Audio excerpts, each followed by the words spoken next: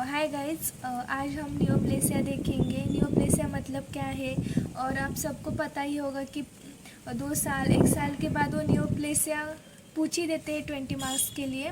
University का favourite question है। तो पहले हम क्या क्या देखेंगे, तो सबसे पहले हम उसकी डेफिनेशन देखेंगे।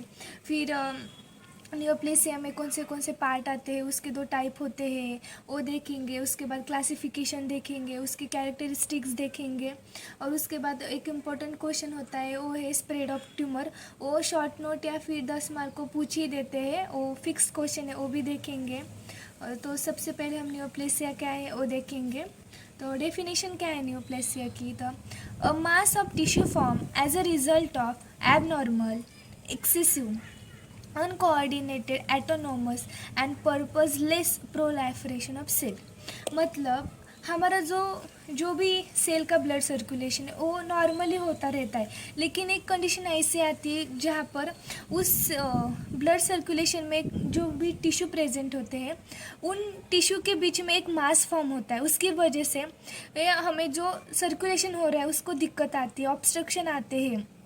तो जो मास फॉर्म होता है वो कैसा है, वो एबनॉर्मल है, एक्सेसिव है, अनकोऑर्डिनेटेड है, एटोनॉमस है और पर्पसलेस है। ये हमें ध्यान रखना होगा। तो डेफिनेशन क्या हुई, a mass of tissue form as a result of abnormal, excessive, uncoordinated, autonomous, purposeless proliferation of cell. इतना हम डेफिनेशन में लिखेंगे। फिर नियोप्लेसिया मतलब क्या है, उसके बाद हम और देखेंगे।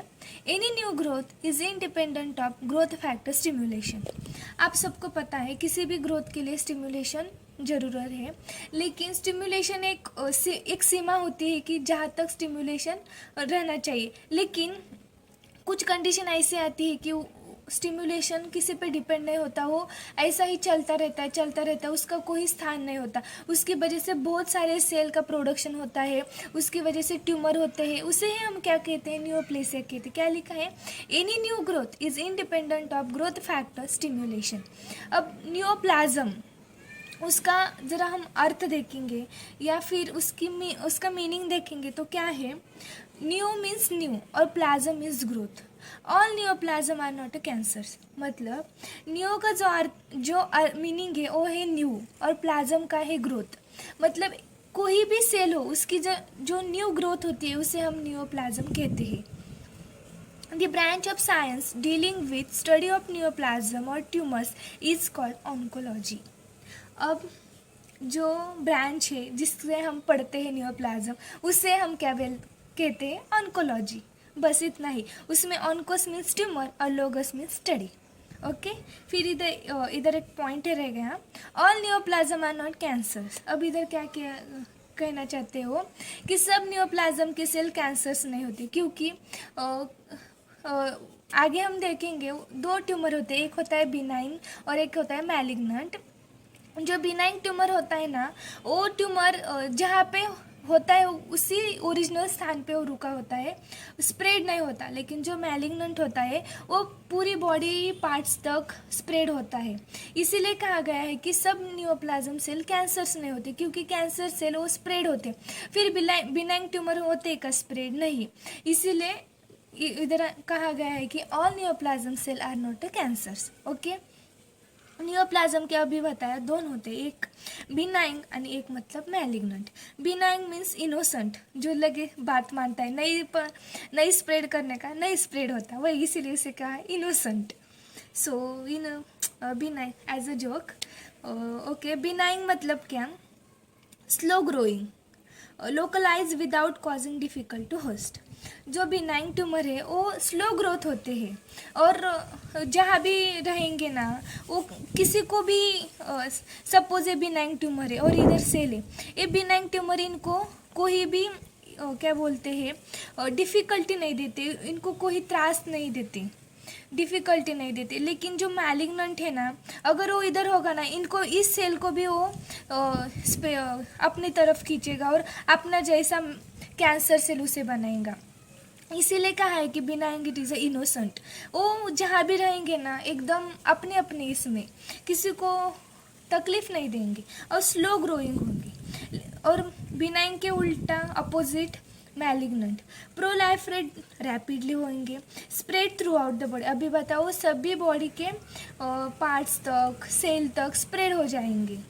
Eventually cause death of host. इस कैंसर सेल की वजह से डेथ भी हो सकती है अगर वो बहुत सीवियर हो गया, नहीं जल्दी से हमने उसका कोई डॉक्टर को नहीं दिखाया तो कैंसर होके डेथ भी हो सकती है। All tumour benign as well as malignant have two basic component. अब हम कैसे पहचानेंगे कि ये बिनाइन है, ये मैलिग्नेंट है? तो इसके दो कंपोनेंट हैं, एक है पेरेन्काइमल और एक है सपोर्टिव स्ट्रोमा। जो पेरेन्काइमल है वो कंपराइज प्रोलाइफरेटिव ट्यूमर सेल। जो पेरेन्काइमल होते हैं वो प्रोलाइफरेटिव ट्यूमर सेल से होते हैं। अब आपको पता होगा कि ये बिनाइन ट्यूमर है, ये मैलिग्नेंट है, फिर हम कैसे पता चलेगा कि इन पीपल को हुआ है वो कौन सा ट्यूमर है? इसीलिए साइंटिस्ट ने नाम दिए हैं। जो बिनाइन ट्यूमर है उनके लिए सफिक्स ओमा, बिनाइन ट्यूमर के लिए ओमा, और मैलिग्नेंट ट्यूमर में फिर दो सेल आते हैं जिनकी ओरिजिन इपिथेलियल सेल से हुई है, उनको हम कार्सिनोमस कहते हैं, और जिनकी ओरिजिन मेसेनकाइमल ट्यूमर से हुई है उसे हम सार्कोमस कहते हैं। ओके, सार्कोमस मतलब फ्लेशी टाइप का रहता है वो ट्यूमर, इसीलिए क्या दिए हमने नॉमेनक्लेचर? जो बिनाइन ट्यूमर है उसका सफिक्स ओमा, और जो मैलिग्नेंट है उसके दो ओरिजिन होते हैं, एक मतलब इपिथेलियम और एक मतलब मेसेनकाइमल। जो इपिथेलियम ट्यूमर है उनको हम कार्सिनोमस कहते हैं, जो मेसेनकाइमल है उसे हम सार्कोमस कहते हैं। ओके, और एक इतना था इंट्रोडक्शन। फिर उसके बाद जो पूछे जाते हैं वो है क्लासिफिकेशन वगैरह। आपको कुछ एग्जांपल भी मैं बताऊंगी। जो बिनाइन मैंने बताया था वो नॉन कैंसरस ट्यूमर सेल है। जो मैलिग्नेंट है वो स्प्रेड होता है मतलब क्या? वो कैंसर सेल है, वो बॉडी में स्प्रेड होकर अलग अलग टिश्यू को टॉर्चर करता है और खुद उनको भी कैंसर सेल बनाता है। बिनाइन ट्यूमर में जो हमने देखा, क्या लगाते हैं हम? आप ही बताओ, याद करो। हाँ ठीक है, ओमा कहते, करेक्ट, ओमा, ठीक है। देखो जो इसमें भी दो सेल होते हैं, एक इपिथेलियम और मेसेनकाइमल, लेकिन मैंने इधर ऐसा सेपरेटली नहीं लिखा क्योंकि इन दोनों को भी ओमा लगता है। लेकिन जो इपिथेलियल सेल से होता है उसको तो ओमा ही लगेगा, लेकिन नाम अलग होगा, उसको क्या कहेंगे? पैपिलोमा। ओके, और जो मेसेनकाइमल होगा वो होगा फाइब्रोमा, कॉन्ड्रोमा, लिपोमा, ओस्टियोमा। इन नाम आपको याद करने होंगे, इजी है। Fibroma, chondroma, lipoma, osteoma. और जो फाइब्रो है, कॉन्ड्रो है, लिपो है, ओस्टियो है, ये सब को इधर मैलिग्नेंट सेल में क्या लगाने का? सार्कोमा लगाना। ये देखो, fibrosarcoma, squamous cell carcinoma, transitional cell carcinoma, ये ध्यान में। और अभी देखा लिपोसार्कोमा, ओस्टियोसार्कोमा, कॉन्ड्रो। अब आपको लगा ये फाइब्रो मीन्स क्या है? जो फाइब्रस टिश्यू को ट्यूमर होगा उसे बोलते हैं फाइब्रोमा। जो कार्टिलेज होंगे उनके लिए कॉन्ड्रोमा। जो लिपिड टिश्यू होंगे उनके लिए लिपोमा। जो बोन में, ओस्टियो मीन्स बोन में जो होगा उसे ओस्टियोमा। ओके, इतना था हमारा बिनाइन और मैलिग्नेंट। अब देखेंगे बिनाइन और malignant. Benign tumours remain localised to their site at origin are remove with surgery. Malignant tumor can invade and destroy adjacent structure and spread to distant site. अब देखो जो बिनाइन है, आपको मैंने पहले से ही बताया, उसकी जो ओरिजिनल पोजीशन होता है ना वो कभी नहीं छोड़ता और अपने लोकलाइज एरियाज को भी कोई और डिफ़िकल्टी नहीं पहुंचाता। लेकिन जो मैलिग्नेंट है वो मैलिग्नेंट स्प्रेड होता है और अपने अलग अलग सेल को भी वो तकलीफ देता है और उनको भी अपना जैसा बना देता है। ओके, इसमें भी कोई एक्सेप्शन होता है, हर बातों में कोई ना कोई एक्सेप्शन होता है, इधर भी एक्सेप्शन है। These are follow are non neoplastic cell. अब एक्सेप्शन क्या है?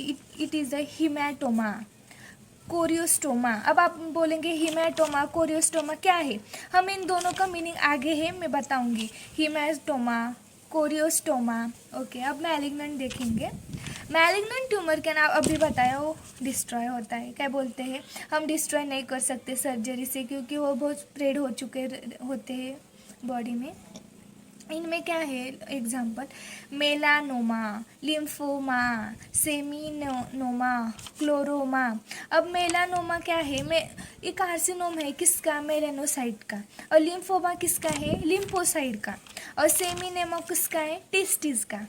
ऐसा ध्यान में रखने का। ओके, अब हम इनके कुछ कैरेक्टरिस्टिक्स देखेंगे कि अब कैसे पहचाने कि बाबा ये कौन सा टाइप का है। तो पहले उसके मेन 3 टाइप आते हैं। एक मतलब मिक्स ट्यूमर, सेकंड वाला टेराटोमस, और थर्ड वाला आएगा वो है अभी मैंने बताया था क्रोरिस्टोमस, हाँ वाला कोरिस्टोमा। उसके बाद हेमाटोमा। ओके, उस अब पहला वाला मिक्स ट्यूमर। मिक्स मतलब क्या, जब भी 1 2 3 डालते हैं वो बनता है, उसका मिक्स बोलते हैं। उस ऐसे ही इसमें भी बोलते हैं, when 2 type of tumours are combine in same tumour it is called mix tumour. Easy है। मिक्स ट्यूमर फिर 2 टाइप में बटा हुआ है, एक सिंगल जर्म लेयर और more than 1 germ cell layer. मतलब एक ही सेल से बना है और एक से भी ज़्यादा से बना है। अब सिंगल जर्म लेयर कौन सा है, pleomorphic adenoma, that is neoplasm of salivary gland में प्रेजेंट होता है। और सेकेंड वाला more than 1 germ cell layer, that is a teratomas. Mixture of various tissue, बहुत सारे मिक्सचर टिश्यू के टाइप से बना है। Arise from totipotent cell. Totipotent cell आप सबको पता ही है, वो कैसे डिराइव हुए, एक्टोडर्म, मेसोडर्म और एंडोडर्म से वो डिराइव हुए। और इनके एग्जाम्पल कौन से, ओवरीज है और टेस्टिस है। उसके बाद आता है कोरियोस्टोमा। अब कोरियोस्टोमा भी मैंने बताया कि मीनिंग बताऊंगी। सो कोरियोस्टोमास मतलब क्या, अ normal tissue in abnormal location. मतलब एक नॉर्मल टिश्यू है लेकिन वो दूसरी जगह, उसे मतलब एबनॉर्मल जगह पे जाके बैठा है। अब आपको एग्जांपल दिया तो मतलब एक शरीफ इंसान है जो सत्संग को जाता है, और एक ये लोग हैं जो क्या बोलते हैं, नशाबंदी अल्कोहल करते हैं। अब जो सत्संगी इंसान है वो जाके कहाँ बैठा है, अल्कोहल करने के लोगों के बीच में बैठा है। सो क्या हुआ, normal tissue in abnormal location. इसका example, a normal tissue in abnormal location, ectopic rest of normal tissue. अब एग्जांपल क्या है उसका, pancreatic tissue in stomach and small intestine. मतलब जो पैंक्रेटिक टिश्यू है ना, वो कहाँ प्रेजेंट होते हैं, पैंक्रियाज में उसकी जगह है, लेकिन वो कहा जाता है, स्टमक और स्मॉल इंटेस्टाइन। उनकी वो जगह नहीं, फिर भी वहाँ वो जाते हैं, इसीलिए कहा है normal tissue in abnormal location. त्यानंतर hematoma, abnormal tissue in normal location. मतलब अब जो अल्कोहल करता था वो अपनी जो एबनॉर्मल पोजीशन थी, मतलब बार वगैरह वहाँ से छोड़कर वो सत्संग के लोगों के बीच में आया। मतलब abnormal tissue in normal location, it is the haematoma, that is the disorganized tissue in normal location, that is the example pulmonary hematoma. Okay, so आज हमने क्या क्या देखा, डेफिनेशन दी थी पहली। तो डेफिनेशन में क्या देखा कि एक मास है, टिश्यू है, वो कैसा है, एबनॉर्मल, एक्सेसिव, अनकोऑर्डिनेटेड, एटोनॉमस, और वो प्रोलाइफरेट होता है सेल में, उसे हम न्यूप्लेसिया कहते हैं। और न्यूप्लाज्म का अगर हमने किया तो न्यू मीन्स न्यू और प्लाज्म मीन्स ग्रोथ, वो देखा। फिर ऑन्कोलॉजी की डेफिनेशन देखी। फिर न्यूप्लाज्म के 2 ट्यूमर होते, कौन से, बिनाइंग और मैलिग्नेंट, उनका देखा। उसके बाद हमने